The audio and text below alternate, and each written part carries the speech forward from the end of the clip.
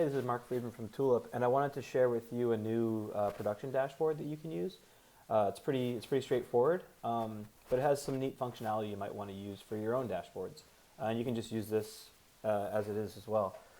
Basically, what you're going to be able to do is see a list of your stations here. So, you can see that they're running or down. We have a lot of sample stations here, so some of these are different. But for you, you'd have a display of which ones are running, down, in setup, and that sort of thing. You can click on them, and it would filter all of the analytics based on the station you've clicked on.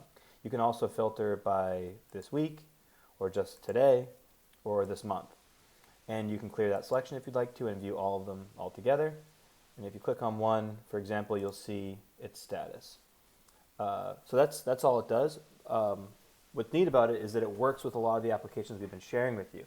So for example, if I went to this production logging module, which is in the library, and what this is going to do is basically recognize the Tulip station I'm at. In this case, my station is Friedman, and it says my status is running. And this is just going to start logging my time in the running status. So I could also, say that I'm going to go idle.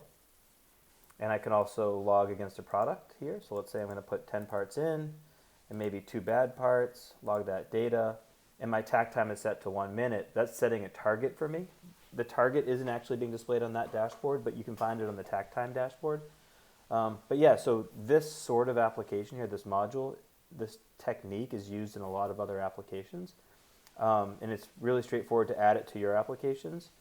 The benefit of doing that is that when you go to this dashboard that I just showed you, the production logging, or the production tracking dashboard, where is it? The production dashboard.